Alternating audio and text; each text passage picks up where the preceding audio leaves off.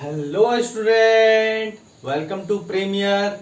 So we are discussing solution colligative properties, and in the last class we have discussed up to types of ideal solution on the basis of delta H mix, on the basis of value of delta H mix, delta V mix, delta S mix, delta G mix and on the basis of Rawls law.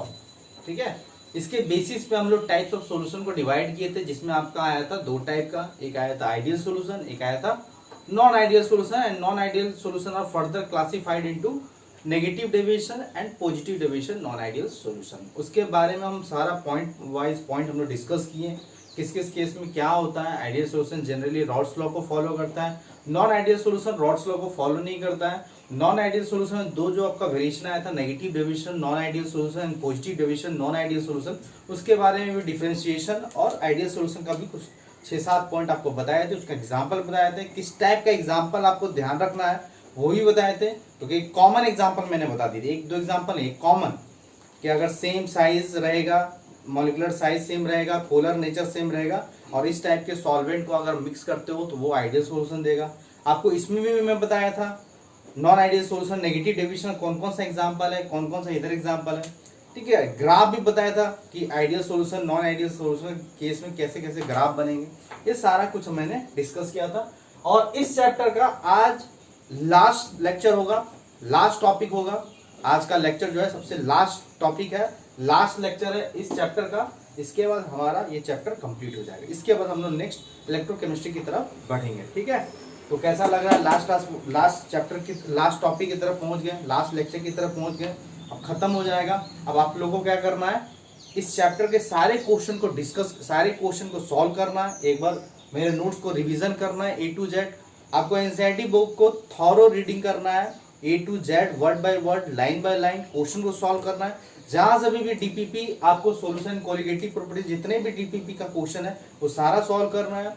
Last year previous year का NEET और JEE का question को solve करना है और इस पे आपको कमांड बनाना है। ठीक है, तो आज का जो लास्ट टॉपिक है वो किस पे, सॉल्युबिलिटी है। इजी टॉपिक है, छोटा सा टॉपिक है, कर लेते हैं हम लोग। सॉल्युबिलिटी बेसिकली हम लोग जनरली जो पढ़ेंगे solubility of gas in liquid पढ़ेंगे। ठीक है, गैस का सॉल्युबिलिटी इन लिक्विड पढ़ेंगे, बट जब स्टार्ट किए तो सॉलिड इन लिक्विड भी पढ़ लेते हैं। ठीक है, क्योंकि वो आपको पता हो, उसमें कुछ ज्यादा इंपॉर्टेंट पॉइंट है नहीं। पहले हम बात करेंगे सॉल्युबिलिटी होता क्या है। एक बार सॉल्युबिलिटी आपका आयनिक इक्विलिब्रियम में भी लास्ट टॉपिक आया होगा, सॉल्युबिलिटी प्रोडक्ट करके। ठीक है, तो वहां भी बताया गया होगा सॉल्युबिलिटी होता क्या है, what do you mean by solubility. तो सॉल्युबिलिटी होता क्या है, the maximum amount of solute, कैसे बोलेंगे, the maximum amount of solute dissolved in particular solvent, या बोलेंगे particular sufficient amount of solvent at constant temperature is known as solubility. आया समझ में क्या बोले सॉल्युबिलिटी का डेफिनेशन, फिर से सुनिए। The maximum amount of solute is dissolved in sufficient amount of solvent, या बोल देंगे insufficient particular amount of solvent at constant temperature is known as solubility। आया समझ में, क्लियर हो गया। आई होप कि आपको समझ में आ गया होगा। ठीक है, तो एक बार हम डेफिनेशन लिख लें क्या, और उसी को ना सैचुरेटेड सॉल्यूशन ही बोलते हैं। ध्यान रखिएगा कि एक मैक्सिमम अमाउंट ऑफ सॉल्वेंट ले लिए और एक आप मान लो कि particular specified amount of solvent ले लिए और उसमें मैक्सिमम अमाउंट ऑफ सॉल्यूट आपने डिसॉल्व कर दिया। अब इसके बाद आप सॉल्यूट डालोगे तो डिसॉल्व नहीं होगा, वो आपका लम्स फॉर्म में ही रहेगा, सॉलिड फॉर्म में ही रहेगा। जैसे एक गिलास पानी लिए, मान लो कि 1 लीटर आपने पानी लिया, सपोज 1 लीटर जब पानी लिया, ठीक है, 1 लीटर जब आपने पानी लिया, उसमें 1 लीटर पानी में क्या आप कितने भी अमाउंट ऑफ चीनी घुला सकते हो क्या, ऐसा तो नहीं है। किसी टेम्परेचर मान लो 25 डिग्री सेल्सियस पे है, 25 डिग्री सेल्सियस पे 1 लीटर पानी में आपको मैक्सिमम अमाउंट ऑफ चीनी घुलाना है, तो कितना घुला सकते हो, क्या आप कितने भी घुला सकते हो, 1 बोरा चीनी भी घुला सकते हो क्या, नहीं। उस 1 लीटर पानी में 25 डिग्री सेल्सियस पे आप मैक्सिमम अमाउंट फिक्स्ड है उतने ही घुला सकते हो। वो मैक्सिमम अमाउंट घुलने के बाद उसी को हम लोग बोलते हैं सॉल्युबिलिटी, और उसको हम लोग सैचुरेटेड सॉल्यूशन भी बोलते हैं। ध्यान रखिएगा, आया समझ में, क्लियर हुआ। उसी को हम लोग सैचुरेटेड सॉल्यूशन के भी नाम से जानते हैं। तो यहाँ पे 3 टाइप का सॉल्युबिलिटी के बेसिस पे हम लोग क्लासिफाई कर सकते हैं। एक होता है सैचुरेटेड सॉल्यूशन, एक होता है अनसैचुरेटेड सॉल्यूशन, एक होता है सुपर सैचुरेटेड सॉल्यूशन। ये सब आपको एनसीईआरटी बुक में मिलेगा। एक बार हम लिख लेते हैं, लिख लीजिए। द अमाउंट, ठीक है, इसका सिंपल डेफिनेशन लिखते हैं, मैक्सिमम नहीं लिखते। The amount of solute, the amount of solute, amount of solute जो लेना है वो केजी में लेना है या ग्राम में, इन ग्राम लेना है, ठीक है। The amount of solute in gram, the amount of solute in gram, ठीक है, is dissolved in specified in 1 liter of particular, ठीक है, 1 liter of particular solvent at constant temperature, at किसी कांस्टेंट टेम्परेचर पे, at constant टेम्परेचर, देख लो। The amount of solute, अभी maximum नहीं लिखते, उसके बाद हम उसको क्लासिफाई करेंगे फिर से। The amount of solute in gram is dissolve in 1 liter of particular solvent at constant temperature is known as solubility. उसे हम क्या बोलेंगे? Is known as solubility. समझ में आया क्या सॉल्युबिलिटी क्या बोलते हैं? सॉल्युबिलिटी होता क्या है कि जब आप 1 लीटर सॉल्वेंट को किसी कांस्टेंट टेम्परेचर में कुछ ग्राम ऑफ सॉल्यूट जब डिसॉल्व करते हो तो उसे हम बोलते हैं सॉल्युबिलिटी। सॉल्युबिलिटी का यूनिट जनरली ग्राम पर लीटर भी बोलते हैं। ग्राम को मोल में कन्वर्ट कर ही सकते हो तो मोल पर लीटर भी बोल सकते हैं। सॉल्युबिलिटी का जो कॉन्सेंट्रेशन के बेसिस पे इसका यूनिट लिखते हैं। तो यूनिट कोई पूछेगा ना तो यूनिट जनरली हम लोग मोल पर लीटर लेते हैं। जैसे आपको वेट देगा तो वेट को तो मोल में कन्वर्ट कर सकते हो, तो ग्राम पर लीटर का अगर लिखा हुआ है तो मोल पर लीटर भी बोल सकते हो। और मोल पर लीटर ही क्या है? एक आपका कॉन्सेंट्रेशन बन जाता है। तो सॉल्युबिलिटी का यूनिट ये होगा। कांस्टेंट टेम्परेचर पे 1 लीटर किसी भी सॉल्वेंट में जब हम कुछ ग्राम ऑफ सॉल्यूट डिसॉल्व करते हैं उसे हम सॉल्युबिलिटी बोलते हैं। अब 3 टाइप का सॉल्युबिलिटी आता है। जब आप maximum amount of solute dissolve करते हो किसी 1 लीटर सॉल्वेंट पे किसी पार्टिकुलर टेम्परेचर पे, और उसके बाद अगर आप मैक्सिमम अमाउंट घोल दिए, मान लो कि मैंने आपको एक्सपेरिमेंटली पता कर लिए कि 1 लीटर पानी में आप सपोज मान लो कि 300 ग्राम चीनी आप घोल सकते हो 25 डिग्री सेल्सियस पे। 1 लीटर पानी में सपोज मैंने बोल दिया 1 लीटर पानी में मैंने आपको बोल दिया कि एक्सपेरिमेंटली पता कर लिए कि आप 400 ग्राम घोल सकते हो चीनी 25 डिग्री सेल्सियस पे। तो 400 चीनी डाल दिए, 400 ग्राम 1 लीटर पानी में घुल गया, पूरा डिसॉल्व हो गया, ठीक है। इसके बाद भी अगर डालते हो, इस सैचुरेशन लेवल पहुंचने के बाद भी अगर आप डालते हो तो क्या हो जाएगा? अगर आप चीनी फिर से 2-3 ग्राम डाल दिए तो वो 2-3 ग्राम आपका घुलेगा नहीं, वो लम्प फॉर्म में ही रहेगा, मतलब इक्विलिब्रियम कंडीशन में आ गया। वो घुलेगा फिर से वो लम्प फॉर्म में आ जाएगा, डिसोल्यूशन फिर से बैक आपका क्रिस्टलाइजेशन फॉर्म में आएगा। क्योंकि सैचुरेशन पीरियड जाने के बाद आपका घुलने के बाद आप कितना भी डालते हो तो आपका बैक आपका सॉल्यूट फॉर्म में ही रहेगा, सॉल्यूट सॉल्वेंट के फॉर्म में रहेगा, ध्यान रखिएगा, ठीक है। तो यहाँ पे हम लोग एक एक टर्म डिस्कस कर लेते हैं on the basis of solubility. एक होता है सैचुरेटेड सॉल्यूशन, एक क्या होता है इसका डेफिनेशन समझा देता है। Saturated solution, saturated solution, saturated solution क्या होता है समझो आप। सैचुरेटेड सॉल्यूशन होता है the maximum amount of solute in gram is dissolved in unit volume मतलब in 1 liter of particular solvent। in particular solvent की बात कर रहे हैं, in particular solvent at constant temperature, then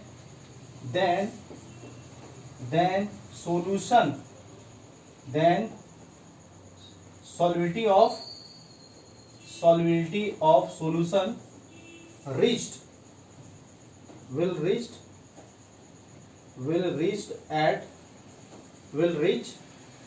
at saturation point आया समझ में? जब हम 1 litre particular solvent constant temperature पे मैक्सिमम अमाउंट ऑफ सॉलिड जब घोल देते हैं तो उस टाइम सॉल्यूशन का सॉलिडिटी किस पॉइंट पे पहुंच जाता है? सैचुरेशन पॉइंट पे पहुंच जाता है, या इसको हम लोग इक्विलिब्रियम पॉइंट भी बोल सकते हैं।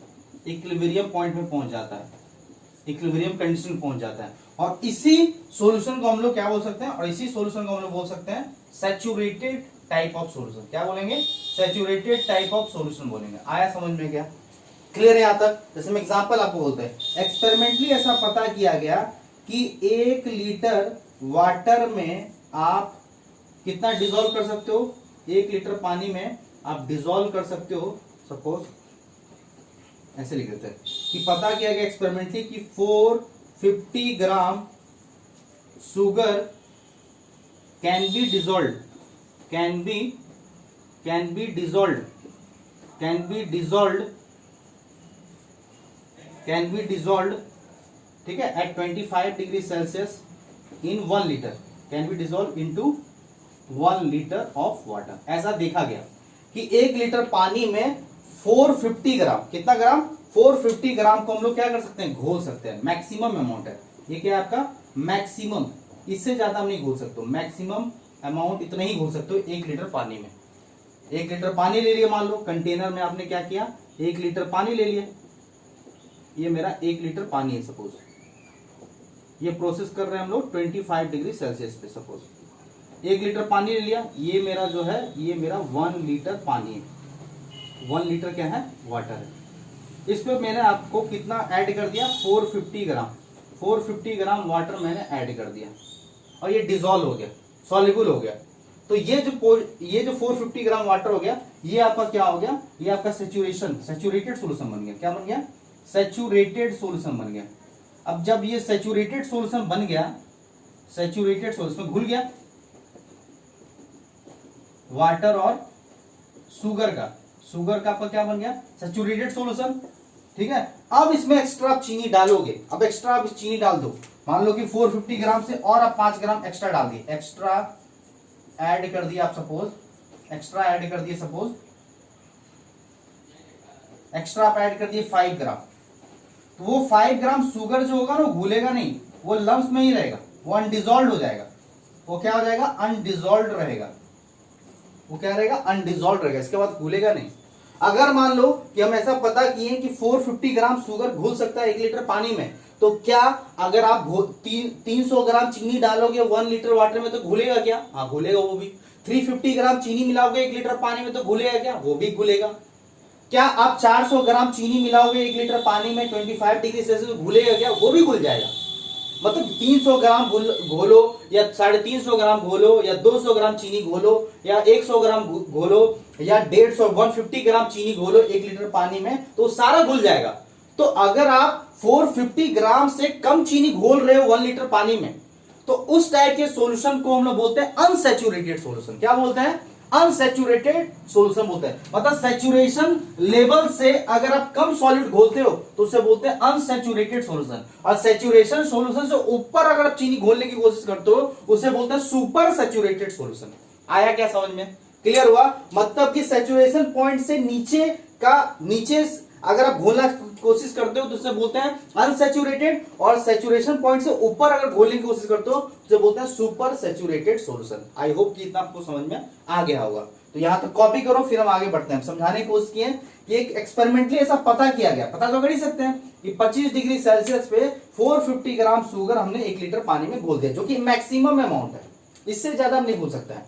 This is the maximum amount of sugar, that is 450 gram, can be dissolved at 25 degree Celsius into 1 liter of water।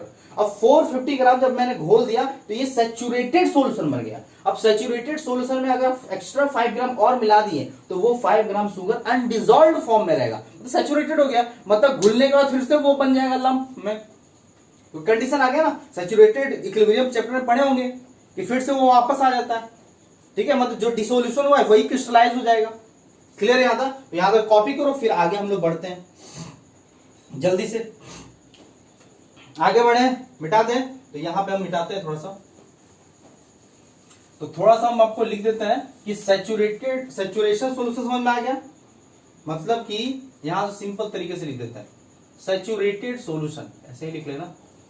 Saturated level, saturation level से ऊपर अगर आप सॉल्यूट घोलने की कोशिश करो तो उसे हम क्या बोलेंगे, super saturated super saturated solution बोल देंगे। ऊपर अगर आप सॉल्यूट घोलने की कोशिश करो, add a dissolve solute, dissolve solute, dissolve dissolve dissolve more than that, dissolved solute more than that, dissolved solute more than that, more than that। अगर आप सैचुरेशन लेवल से ऊपर अगर सॉल्यूट डिसॉल्व करने की कोशिश करते हो तो वो सॉल्यूशन को सैचुरेटेड सॉल्यूशन बोलेंगे, और सैचुरेशन लेवल से नीचे अगर आप डिसॉल्व करने की कोशिश कर रहे हो, क्या, dissolved solute less than that, less than that. The saturation point में जितना घुल चुका है मैक्सिमम अमाउंट, उससे अगर कम घोलने की कोशिश करते हो तो अब वो क्या कहलाएगा, unsaturated solution, unsaturated solution. I hope कि आपको समझ में आ गया हो, क्लियर है। The amount of solute which is dissolved in 1 liter of particular solvent at constant temperature which is less than the saturation level, then this is called unsaturated solution। And the amount of solute in gram is dissolved in a 1 liter of particular solvent at constant temperature more than the saturation level, then this is called supersaturated solution। तो आप एक एक करके इसका definition लिख लो। Saturation level का या saturated solution का तो हम डेफिनेशन लिखवा दिए। अब अनसैचुरेटेड का क्या डेफिनेशन होगा, सुन लो पहले फिर नोट करना। द मैक्सिमम, सॉरी ऐसे लिखेंगे, the amount of solute in gram is dissolved in 1 liter of particular solvent at constant temperature. ठीक है, the amount of solute in gram is dissolved in 1 liter of particular solvent at constant temperature which is less than the saturation level is known as unsaturated solution. और super saturated solution का definition क्या हो जाएगा, the amount of solute is dissolved in 1 liter of particular solvent at constant temperature which is more than the saturation level is known as super saturated solution हो जाएगा। आया समझ में, मतलब सैचुरेशन लेवल से ऊपर घोलो तो सुपर सैचुरेटेड, सैचुरेशन लेवल से नीचे घोलो तो अनसैचुरेटेड सॉल्यूशन हो जाएगा। आई होप कि आपको क्लियर समझ में आ गया होगा, क्लियर आता। ठीक है, मतलब क्या है कि अगर आप सॉल्यूट और सॉल्वेंट को घोल रहे हो, सॉल्यूट और सॉल्वेंट को घोले तो घोलने से इसको क्या बोलते हैं, जब घुल जाता है तो उस प्रोसेस क्या बोलते हैं, सॉल्यूशन। अगर आप घोल दो, इसको मिटा देता पहले, इतना नोट कर लिए सभी लोग। देखो, तो अगर आप सॉल्यूट सॉल्वेंट को घोलते हो तो उसे बोलते हैं सॉल्यूशन, और उस प्रोसेस को डी सॉल्यूशन भी बोलते हैं। क्या बोलते हैं, डी सॉल्यूशन, डी सॉल्यूशन हो गया। ठीक है,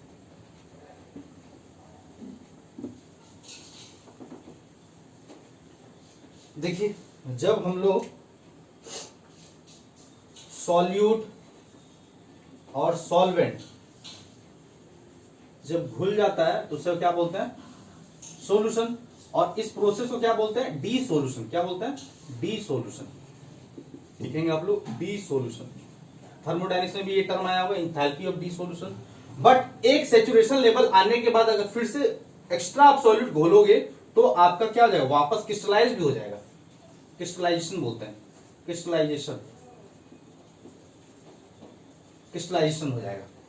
ठीक है, सॉल्यूट सॉल्वेंट सॉल्यूशन बनेगा और एक्स्ट्रा डालोगे सैचुरेशन लेवल के बाद, इक्विलिब्रियम कंडीशन में आके फिर से सॉल्यूट सॉल्वेंट हो जाएगा। ध्यान रखिएगा, सैचुरेशन पॉइंट के बाद, सैचुरेशन पॉइंट मतलब वही इक्विलिब्रियम कंडीशन के बाद। ठीक है, अब हम पढ़ते हैं सॉल्युबिलिटी। सॉल्युबिलिटी हम दो चीज का पढ़ेंगे, solubility of solid in liquid, और एक बार पढ़ेंगे solubility of gas in liquid. Gas in liquid वाला इंपॉर्टेंट है, सॉलिड इन लिक्विड वाला इंपॉर्टेंट नहीं, फिर भी पढ़ लेते हैं। ध्यान दीजिएगा, सॉल्युबिलिटी किस किस चीज पर डिपेंड करता है, on which factor, on which factor, on which factor solubility, on which factor solubility depends, किस किस फैक्टर्स पे सॉल्युबिलिटी डिपेंड करता है। तो पहला याद रखेंगे, nature of solute, nature of solute and solvent, इस पे डिपेंड करेगा, सॉल्यूट और सॉल्वेंट का नेचर कैसा है। सेकेंड, टेम्परेचर, टेम्परेचर पे भी डिपेंड करता है। थर्ड, ठीक है, प्रेशर, काफी इंपॉर्टेंट है। तो ये तीन मेजर फैक्टर है जिसपे आपका क्या होता है कि फैक्टर्स ऑफ सॉलिडिटी डिपेंड्स करता है। ये किस किस फैक्टर्स पर डिपेंड करेगा? 3 मेजर फैक्टर्स है, नेचर ऑफ सॉल्यूट और सॉल्वेंट एंड टेम्परेचर और प्रेशर। ध्यान रखिएगा, इस फैक्टर पे सॉलिडिटी डिपेंड करता है। ध्यान रखिएगा, अगर मान लो 25 डिग्री सेल्सियस पे अगर मान लो कि 450 ग्राम से अब ज्यादा आप चीनी डाल रहे हो, तो ज्यादा डाल रहे हो तो 450 ग्राम मैक्सिमम वो घुल सकता है 1 लीटर पानी में, और फिर भी आप एक्स्ट्रा डाल दिए, मान लो कि 470 ग्राम दे दिए चीनी, घुलेगा 450 ग्राम, 20 ग्राम तो क्या रह जाएगा? सॉलिड फॉर्म में ही रहेगा। अगर आप टेम्परेचर बढ़ा दिए तो टेम्परेचर बढ़ाने के बाद 470 ग्राम भी घुल जाएगा। जैसे कि आप जैसे चाशनी जो बनाते हैं हम लोग चीनी का, तो हम लोग क्या करते हैं, हम पानी में अगर चीनी डालते हो, पानी में चीनी डालते हो तो घुलता तो नहीं है, क्योंकि हम लोग चीनी ज्यादा डालते हैं, कम पानी में ज्यादा चीनी डालते हैं तो घुलता तो नहीं है, क्योंकि वो सुपर सैचुरेटेड सॉल्यूशन बन जाता है। तो उस केस में क्या करते हैं? हीट करते हैं तो वो भी घुल जाता है। ध्यान रखिएगा, आया समझ में? एक एक करके हम लोग डिस्कस करते हैं solidity of solid in liquid. तो पहले इतना कॉपी करो, फिर आगे हम लोग बढ़ते हैं, ठीक है? जल्दी हम लोग कर लेते हैं। यहां तक समझ में आ गया होगा। चलिए, इसमें एक हेनरी लॉ पढ़ना है, वही इंपॉर्टेंट है, कुछ इंपॉर्टेंट है नहीं, उसी से क्वेश्चन और न्यूमेरिकल्स बनता है, ठीक है? बाकी सब सारा इजी है। बाकी आप रीड भी करोगे बुक से तो उससे भी समझ में आ जाएगा। फिर भी हम समझा देते हैं कि आप जल्दी जल्दी पढ़ोगे तो आपको रीड समझ में आ जाएगा। तो सॉल्युबिलिटी हम पहला बताते हैं आपको, पहला केस, सॉल्युबिलिटी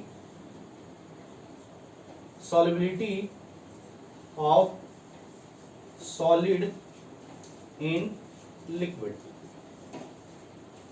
तो आपको पता होना चाहिए कि जो सॉल्युबिलिटी का जो प्रिंसिपल है ना, सॉल्युबिलिटी का जो प्रिंसिपल है वो क्या है? सबसे अच्छा प्रिंसिपल है like dissolve like, like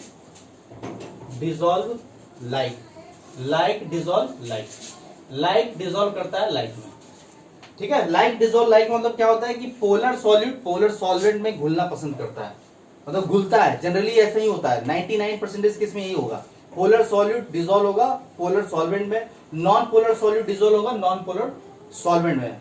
exception रहने दो, जनरल बात कर रहे हैं, ये प्रिंसिपल है।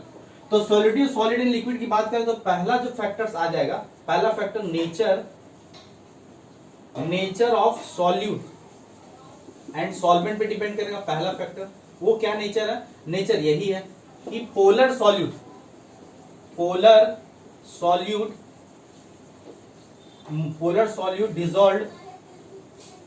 Dissolved in polar solvent and non polar solute dissolved in non polar solvent. और इससे अब तो नॉन पोलर के बारे में तो पता ही होगा, नॉन पोलर सॉल्वेंट ये सब पढ़ाए हैं, केमिकल बॉन्डिंग में भी पढ़े होंगे। पोलर क्या होता है, नॉन पोलर क्या होता है। तो पोलर सॉल्यूट डिसॉल्व होता है पोलर सॉल्वेंट में और नॉन पोलर सॉल्यूट डिसॉल्व होता है नॉन पोलर सॉल्वेंट में। ये 99% सही है, एक दो एक्सेप्शन तो रहने दो, क्योंकि वाटर ऐसा चीज है कि वो पोलर नॉन पोलर दोनों को डिसॉल्व कर लेता है, क्योंकि वाटर क्या है मेरा पोलर सॉल्वेंट है।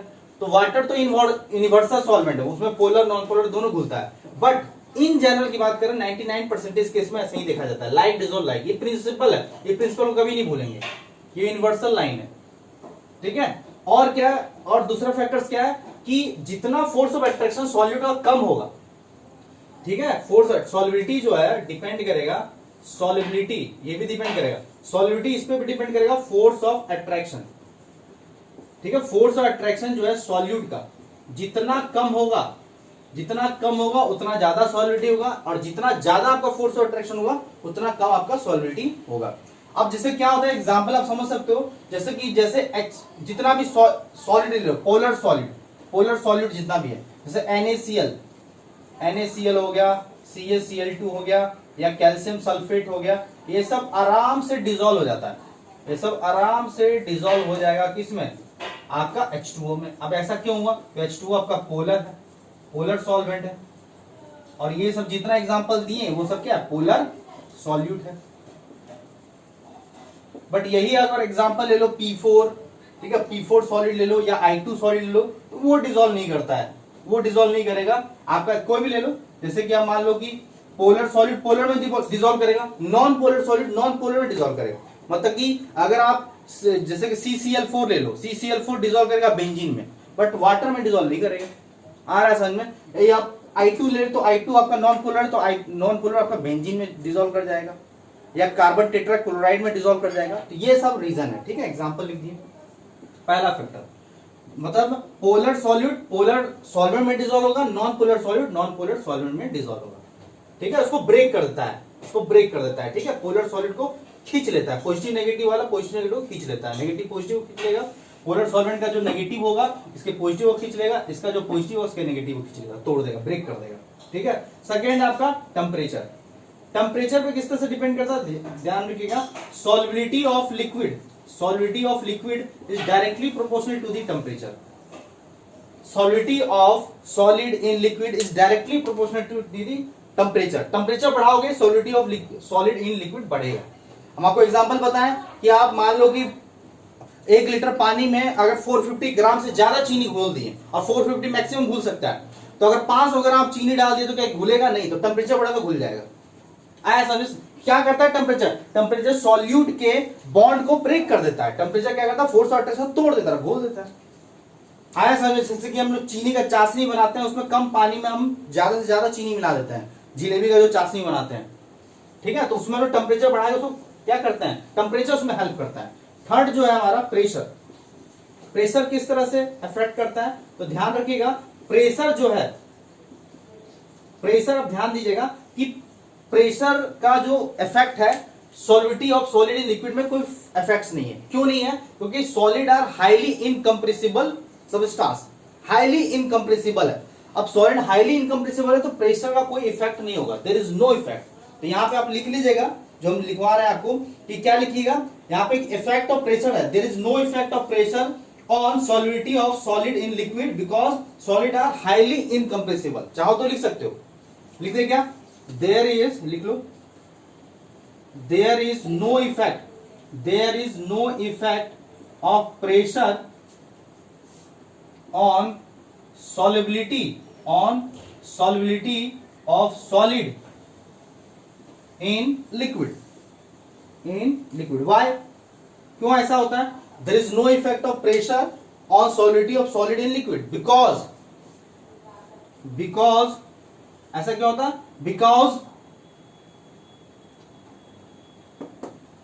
because solid is highly incompressible, highly incompressible होता है, बहुत ही ज्यादा इनकम्प्रेसिबल सब्सटेंस है। ये सब बताए थे आप लोगों को, हाईली इनकम्प्रेसिबल है, इसको दबा ही नहीं पाओगे, प्रेशर जितना भी होगा उसको दबा ही नहीं पाओगे, बहुत हाईली, कोई फर्क नहीं पड़ेगा। इसलिए टेम्परेचर और नेचर पे डिपेंड करता है solubility of solid in liquid. ये उतना इंपॉर्टेंट नहीं है, इंपॉर्टेंट क्या है? Solubility of gas in liquid, उसमें एक हेनरी लॉज आएगा, वो इंपॉर्टेंट है। तो उसको जल्दी फटाफट लिखते हैं और चैप्टर को रैप अप करते हैं, ठीक है। आगे बढ़े, मिटा दें, बोलिए, मिटा दें जल्दी से, चलिए आगे बढ़ते हैं।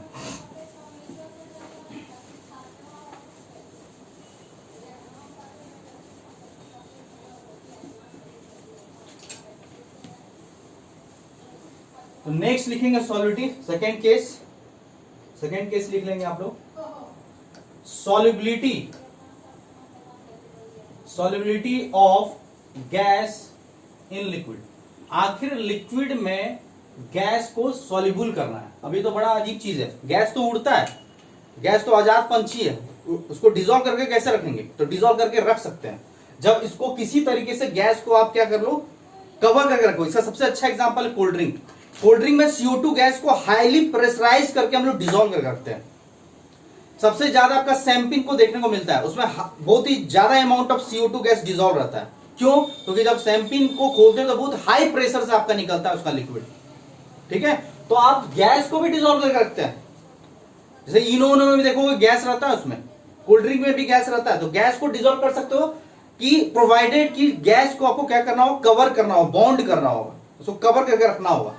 आ रहा है समझ में? तो गैस को हमको लिक्विड में डिसॉल्व करके रखना है। तो पहला आपका क्या फैक्टर्स होगा, किस फैक्टर्स पे डिपेंड करेगा?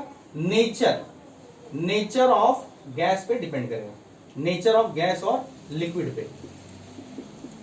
तो नेचर से क्या फर्क पड़ता है कि लाइक डिसॉल्व लाइक और अनलाइक डिसॉल्व अनलाइक बोल सकते हैं, या लाइक डिसॉल्व लाइक बोलते हैं, मतलब polar solute dissolve in polar solvent, और non polar gas dissolving non polar solvent बोल सकते हैं। ठीक है, यहां पे सीधा सीधा लिख लो कि आपका जो पोलर गैस है, polar gas dissolved in polar liquid या सॉल्वेंट बोल लो, सॉल्वेंट या लिक्विड ही लिख लो, पोलर लिक्विड, और आपका non polar gas dissolved in non polar liquid. इसका एग्जांपल बड़ा अच्छा है, अमोनिया गैस या HCl गैस, ये सब आराम से डिजोल्व्ड इन वाटर में आराम से डिजोल्व हो जाता है। क्यों भाई, ऐसा क्यों होता है किसी कांस्टेंट टेम्परेचर पे? क्योंकि अमोनिया और HCl क्या है, पोलर गैस है, वाटर भी क्या है, पोलर सॉल्वेंट, तो आराम से डिजोल्व हो जाता है। आता है समझ में?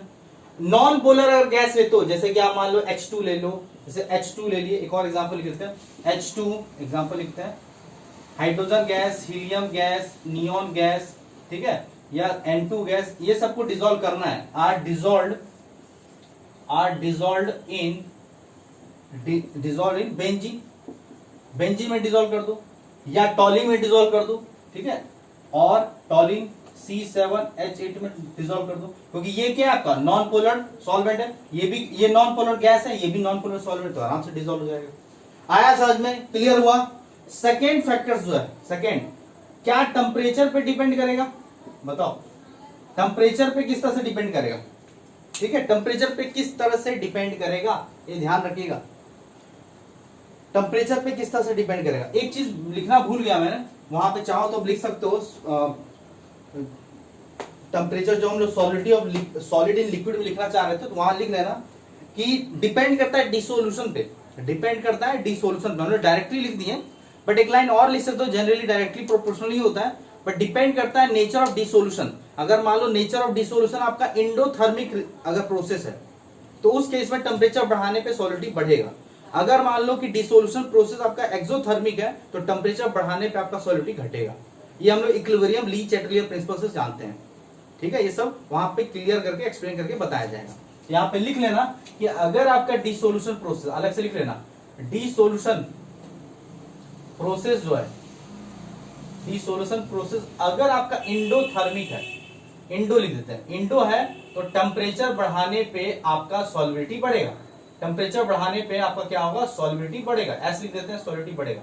अगर मान लो एक्सोथर्मिक प्रोसेस है, तो टेम्परेचर बढ़ाने पे आपका सॉल्विटी घटेगा। डिसोल्यूशन के नेचर पे डिपेंड करेगा। चाहो तो साइड में लिख लेना, डिसोल्यूशन प्रोसेस मतलब क्या हुआ, चाहे वो सॉलिड इन लिक्विड में डिसॉल्व कर रहा है, अगर वो इंडोथर्मिक है तो, और जनरली जितने भी solidity of solid in liquid वो इंडो ही होता है 99% केस में, तो उस केस में टेम्परेचर बढ़ाओगे तो सॉलिडिटी बढ़ेगा। बट बाय चांस ऐसा अगर कोई solidity of solid in liquid हो रहा है, वहां पे आपका हीट रिलीज कर रहा है, एक्सोथर्मिक प्रोसेस है, तो वहां पे टेम्परेचर बढ़ाने पे सॉलिडिटी घटेगा। टेम्परेचर की केस में भी अगर बात करें तो जनरली क्या होता है कि आपको मान लो लिक्विड है, ये मेरे को लिक्विड है, ये मेरा लिक्विड है सपोज, और यहां पे मान लो कि गैस है, गैस को ऐसे बना देते हैं, ये मेरा गैस है, गैस मॉलिक्यूल है, ये मेरा क्या है, गैस है। ठीक है, ब्लू से बना देते हैं हम लिक्विड, लिक्विड से हम लोग बना देते हैं क्या, लिक्विड।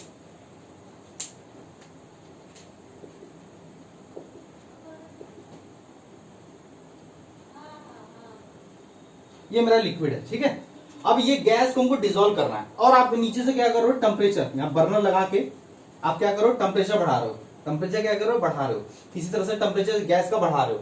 सपोज मान लो बर्नर लगा दिए और यहां से टेम्परेचर बढ़ा रहे हो, टेम्परेचर क्या करो, बढ़ा रहे हो, टेम्परेचर को इंक्रीज करो। तो टेम्परेचर इंक्रीज करोगे तो गैस का मॉलिक्यूल में काइनेटिक एनर्जी आ जाएगा। गैस का मॉलिक्यूल जब काइनेटिक एनर्जी आएगा तो ये उड़ना चाहेगा, ये पूरा और फोर्स लगेगा और निकलना चाहेगा, अनस्टेबिलिटी और बढ़ जाएगा। तो क्या ये डिसॉल्व करके रहना चाहेगा क्या, नहीं। क्यों, क्योंकि आपका ये प्रोसेस क्या हो जाएगा, एक्सोथर्मिक प्रोसेस होगा। ठीक है, गैस को लिक्विड में डिसॉल्व करना मतलब क्या होगा, गैस से टेम्परेचर निकाल के बाहर फेंक के इसके अंदर डालना है। अगर टेम्परेचर बढ़ा दोगे, टेम्परेचर बढ़ा दोगे तो क्या होगा, ये पूरा और अनस्टेबिलिटी बढ़ जाएगा, तो सॉलिडिटी क्या होगा, घट जाएगा। इन शॉर्ट लिख सकते हैं कि सॉलिडिटी इस केस में, solidity of gas in liquid जो है इज इनवर्सली प्रोपोर्शनल, या बोल सकते हो इनवर्सली प्रोपोर्शनल टू टेम्परेचर होगा। टेम्परेचर बढ़ाने पे आपका सॉलिडिटी घटेगा, टेम्परेचर घटाने पे सॉलिडिटी बढ़ेगा गैस के केस में। क्योंकि टेम्परेचर बढ़ाओगे तो इसका रेंडमनेस और बढ़ जाएगा, इसका अनस्टेबिलिटी और बढ़ जाएगा, तो डिसॉल्व करके रहना चाहेगा क्या इसमें, डिसॉल्व करके नहीं। ठीक है, और ऐसा भी देख लो कि अगर आप गैस में लिक्विड में डिसॉल्व करते हो, गैस को अगर आप लिक्विड में डिसॉल्व करते हो, अगर डिसॉल्व करके रखना चाहते हो, तो ये जो डिसॉल्व करके जो सॉल्यूशन बनेगा, तो ये जो डिसोल्यूशन प्रोसेस है, ये जो डिसोल्यूशन प्रोसेस है उसका नेचर कैसा होगा, ये एक्सोथर्मिक प्रोसेस होगा। कैसा होगा, एक्सोथर्मिक प्रोसेस। और एक्सोथर्मिक प्रोसेस में डेल्टा एच क्या होता है, नेगेटिव होता है, मतलब हीट रिलीज करता है। यहां पे क्या होता है, हीट रिलीज करता है। और हीट जब रिलीज करेगा उस केस में अगर आप टेम्परेचर बढ़ाओगे, यहां से देखो हीट रिलीज करेगा तो टेम्परेचर बढ़ाओगे तो सॉलिडिटी ऑब्वियस है कि घटेगा ही ना। तो टेम्परेचर बढ़ाने पे solidity of gas in liquid क्या होता है, घटता है। क्यों, क्योंकि गैस सॉलिड के मिलाने से जो सॉल्यूशन बनता है वो डिसोल्यूशन प्रोसेस एक्सोथर्मिक होता है। एक्सोथर्मिक होगा ना, जैसे कि कंडेंसेशन है।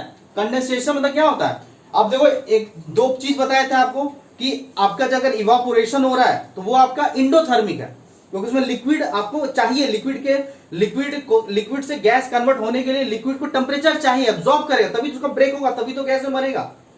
तो लिक्विड से गैस बनना ये इंडोथर्मिक है, बट गैस से लिक्विड बना, मतलब गैस से लिक्विड मतलब कंडेंस होना, ये जस्ट लाइक कंडेंसेशन प्रोसेस है।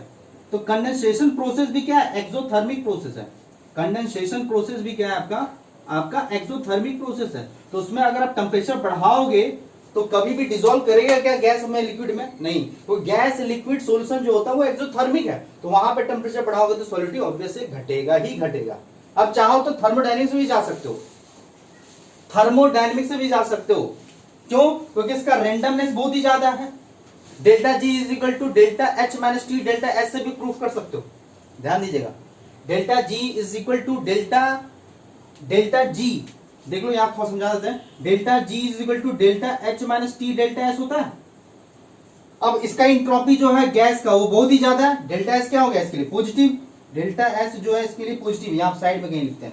डेल्टा एस जो है इसका पॉजिटिव है, यहाँ पे साइड में लिखते हैं, देखो delta G is equal to delta H minus T delta S है। डेल्टा एस गैस का क्या है, पॉजिटिव होता है, रेंडमनेस काफी ज्यादा है। ठीक है, डेल्टा एच की अगर हम बात करें, आपका ये बताओ, ये जो गैस में घुलेगा वो क्या होगा, नेगेटिव। ये क्या होगा, नेगेटिव होगा ना, क्योंकि क्या है, एक्सोथर्मिक प्रोसेस है। अब एक्सोथर्मिक प्रोसेस का डेल्टा एच इंथैल्पी क्या होगा, नेगेटिव। और डेल्टा जी यहां अगर पुट करते हो तो ये नेगेटिव और ये पॉजिटिव है, तो ये आपका देखो ये नेगेटिव हो गया, ये नेगेटिव हो गया, ये मतलब डेल्टा नेगेटिव डेल्टा एच, और यहाँ पे टी और डेल्टा एच तो पॉजिटिव है।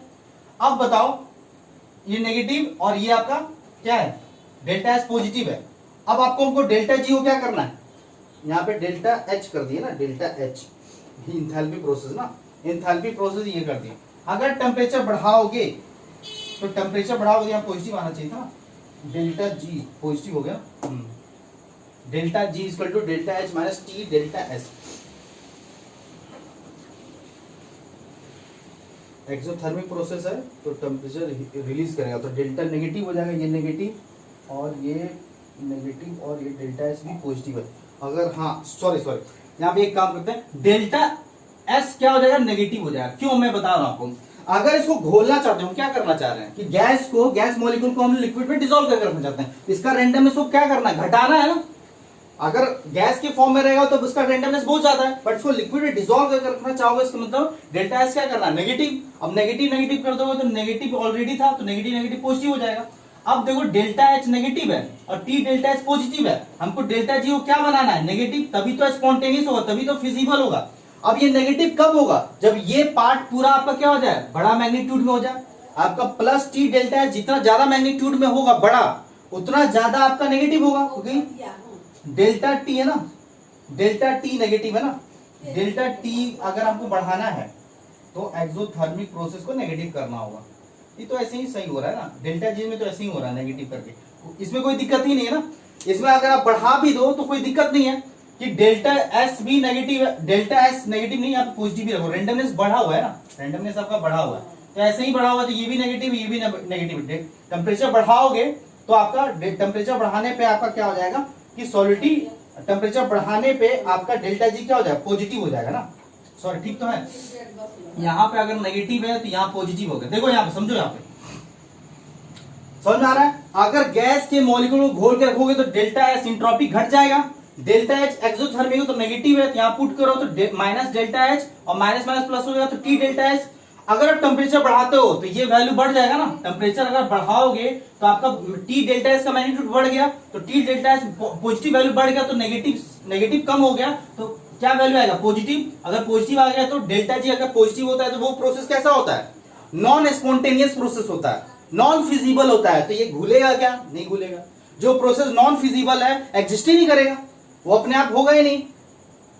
कोई भी प्रोसेस कब होता है, जब प्रोसेस आपका फिजिबल होता है। तो देखो हमने इससे भी प्रूफ कर दिए, आ रहा है समझ में कि नहीं आया। थर्मोडायनामिक्स भूल गए क्या, delta G equal to delta H minus T delta H. Delta H exothermic तो नेगेटिव, आपका डेल्टा एच इंट्रोपी घटा रहा है तो डेल्टा एच नेगेटिव, यहां पुट किए तो delta minus delta H plus T delta H. अगर टेम्परेचर बढ़ाओगे तो ये मैग्नीट्यूड वैल्यू पॉजिटिव वैल्यू बढ़ गया नेगेटिव से, तो डेल्टा एच फाइनली क्या आएगा, पॉजिटिव। और डेल्टा एच पॉजिटिव हो गया तो कैसा वैल्यू होगा, नॉन स्पॉन्टेनियस। और नॉन स्पॉन्टेनियस जो भी वैल्यू होता है वो कभी भी प्रोसेस नहीं होता है, मतलब कभी भी घुलेगा नहीं, कभी भी गैस में घुलेगा नहीं टेम्परेचर बढ़ाने पे। आया समझ में, क्लियर हुआ। तो हमने nature of gas and solid की बात, लिक्विड की बात कर ली, टेम्परेचर की बात कर ली। मतलब टेम्परेचर बढ़ाने पे आपका solidity of gas in liquid आपका कम हो जाएगा, मतलब नहीं घुलेगा, ठीक है। टेम्परेचर बढ़ाने पे सॉलिडिटी घटेगा, क्लियर। मिटा दें, लास्ट टॉपिक आपका नेक्स्ट किस पे डिपेंड करेगा बताओ। नेक्स्ट आपका solidity of gas in liquid किस पे डिपेंड करेगा, बोलिए। प्रेशर पे इफेक्ट करेगा, क्योंकि गैस आपका कंप्रेसिबल सबस्टांस है। तो थर्ड जो है हमारा प्रेशर पे डिपेंड करता है, ध्यान रखिएगा, प्रेशर पे डिपेंड करता है। तो सीधा सीधा लिखेंगे कि प्रेशर बढ़ाने पे आपका solidity of gas in liquid बढ़ेगा, मतलब कि pressure is directly proportional to solidity होगा, ठीक है। आप मान लो कि यहां पे अगर आप लिक्विड रखें सपोज, और यहां पे मान लो कि गैस है, और इस गैस को आपको यहां पे लिक्विड में क्या करना है, घोलना है। अगर आप प्रेशर बढ़ा रहे हो, प्रेशर को बढ़ा रहे हो, सपोज मान लो कि प्रेशर आप बढ़ा रहे हो, सपोज प्रेशर बढ़ा रहे हो तो आपका कंप्रेस करेगा, आपका गैस कंप्रेस करेगा और एक टाइम के बाद क्या हो जाएगा, डिसॉल्व हो जाएगा। मतलब प्रेशर बढ़ाने पे solidity of gas in liquid आपका क्या होता है, बढ़ता है, इंक्रीज करता है। और यहीं पे एक लॉ आता है जिसको हम लोग बोलते हैं हेनरीज लॉ। क्या होता है, हेनरीज लॉ। एक्चुअल में ये प्रेशर को हम लोग क्या करते हैं, इस प्रेशर को हम लोग पार्शियल प्रेशर होता है, क्योंकि अगर मिक्सचर ऑफ गैस आ गया तो वहां पे पार्शियल प्रेशर बोलेंगे, प्रेशर नहीं बोलेंगे, ठीक है। तो हेनरी लॉज क्या होता है, हेनरी एक साइंटिस्ट था, उन्होंने इस थ्योरी पे, इस इफेक्ट्स पे, इस फैक्टर्स पे एक लॉ बनाया। वो लॉ क्या बोलता है, the solidity of gas in liquid is directly proportional to the partial pressure of gas which is applied by the any external agent, ठीक है। जब भी हम लोग कभी प्रेशर अप्लाई करते हैं over the gas is directly proportional to the solidity of gas in liquid हो जाता है। या इसको ऐसे भी बोल सकते हैं कि अगर आपका सॉलिडिटी बढ़ रहा है, मतलब मोल फ्रैक्शन गैस का लिक्विड में ज्यादा घुल रहा है, तो हम ऐसे ही बोल सकते हैं कि the partial pressure of gas which is applied over the partial pressure of gas is directly proportional to the mole fraction of gas in liquid, ऐसे भी बोल सकते हैं। मतलब कि हेनरी लॉ क्या हो गया, हेनरी लॉ बोलता है कि partial pressure is directly proportional to the mole fraction of gas which is soluble in the liquid। और इस प्रोपोर्शनलिटी को हटाने के लिए हम लोग क्या लगाएंगे, एक कांस्टेंट जिसको KH बोलते हैं। KH मेरा क्या होता है, हेनरी कांस्टेंट, वेयर KH जो है ये कांस्टेंट रहेगा। KH डिपेंड करता है आपका, KH इज हेनरी कांस्टेंट, इसको हम लोग बोलते हैं हेनरी कांस्टेंट। और KH किस पे डिपेंड करता है, टेम्परेचर पे, किस तरह से, डायरेक्टली प्रोपोर्शनल। ग्राफ की अगर हम बात करें तो ग्राफ भी बन जाएगा, पार्शियल प्रेशर और मोल फ्रैक्शन किसका है, गैस का, मोल फ्रैक्शन गैस का। अगर पार्शियल प्रेशर y एक्सिस में, इसको y मान लो, y एक्सिस पे कौन है, मोल फ्रैक्शन, और ये मेरा क्या होगा, स्लोप। तो y is equal to mx का ग्राफ कैसे जाएगा, straight line passing through origin, और इसका स्लोप क्या हो जाएगा, slope is the Henry constant that is KH, ठीक है, ध्यान रखिएगा। अगर मान लो कि अगर हम लोग ठीक है। अगर हम लोग सपोज मान लो कि पार्शियल प्रेशर को कांस्टेंट मान लिए, तो पार्शियल प्रेशर अगर कांस्टेंट मान लिए तो KH क्या हो जाएगा, KH is inversely proportional to the mole fraction of gas हो जाएगा। ये भी ध्यान रखिएगा, मतलब टेम्परेचर बढ़ाने पे KH बढ़ेगा। देखो टेम्परेचर बढ़ाने पे क्या होगा, KH तो बढ़ेगा क्योंकि डायरेक्टली प्रोपोर्शनल है। टेम्परेचर बढ़ाने पे KH बढ़ेगा, बट सॉलिडिटी क्या होगा, घटेगा। अगर सॉलिडिटी घटेगा मतलब कि मोल फ्रैक्शन भी घटेगा, मतलब कि हम लोग यहां से भी देख लो कर सकते हैं। अगर ये टेम्परेचर बढ़ने पे ये बढ़ रहा है, मतलब टेम्परेचर बढ़ाने पे KH आपका बढ़ रहा है, सॉलिडिटी घट रहा है, मोल फ्रैक्शन भी घटेगा। ऑब्वियस सी बात है, मतलब मोल फ्रैक्शन और टेम्परेचर आपस में क्या है, mole fraction temperature inversely proportional है इस केस में। और इस पर न्यूमेरिकल्स पूछता है, सिंपल सा है। अब चाहो तो स्टेटमेंट लिख सकते हो, स्टेटमेंट बहुत तरह से लिखा होता है बुक में। According to this law at constant temperature, according to this law, चाहो तो लिख लेना आप लोग, स्टेटमेंट लिख लो आप लोग। According to this law at constant temperature the solidity of gas in liquid is directly proportional to the partial pressure of gas applied over the liquid surface. लिखिए आप लोग, according to this law at constant temperature the solidity of gas in liquid is directly proportional to the partial pressure of gas applied over the liquid surface। या चाहो तो ऐसे भी लिख सकते हो, और ऐसे करके लिखो, according to this law at constant temperature the partial pressure of gas applied over the liquid is directly proportional to its mole fraction। ऐसे भी लिख सकते हो। आया समझ में? तो यहां तक नोट कर लो, इससे रिलेटेड जितने भी क्वेश्चन आते हैं सॉल्यूशन क्वालिटेटिव प्रॉपर्टी से, वो सारा क्वेश्चन सॉल्व करो, चाहे वो डीपीपी से आए, आपका प्रीमियर इंस्टीट्यूट ऑफ साइंस का डीपीपी से सॉल्व करो, या लास्ट ईयर प्रीवियस ईयर का नीट जेई का क्वेश्चन को सॉल्व करो, या एनसीईआरटी के जितने रिलेटेड क्वेश्चन है, इनटेक्स आउटटेक्स एक्सरसाइज का क्वेश्चन वो करो, या जो मैंने क्वेश्चन कराया है आपको ड्यूरिंग लेक्चर उसको देखो, रिविजन करो नोट्स को, और अच्छे से एक बार थॉरो रीडिंग करो, 1 by 1 लाइन बाय लाइन और वर्ड बाय वर्ड। कोई दिक्कत आता है तो डाउट पूछो, विद इन 24 आवर में आपको उसका सॉल्यूशन मिलेगा। सॉल्व कीजिए और पढ़ते रहिए, और यहाँ पे मेरा ये चैप्टर कंप्लीट होता है। ठीक है, अब आपका काम है इसको मंजिल तक पहुंचाना। अभी मंजिल तक पहुंचा नहीं है क्योंकि आपका काम बाकी है। आपका काम क्या बाकी है कि आपको इस पे नंबर ऑफ क्वेश्चन को प्रैक्टिस करना है, चाहे थ्योरी हो, चाहे न्यूमेरिकल्स हो, या एमसीक्यू हो, कुछ भी हो, आपको इसका सॉल्व करना है जब तक कि आपको कॉन्फिडेंट ना आ जाए। ठीक है, तो ट्राई करते रहिए, और नेक्स्ट लेक्चर में हम लोग इलेक्ट्रोकेमिस्ट्री की तरफ बढ़ते हैं। ठीक है, तो आज के लिए थैंक यू।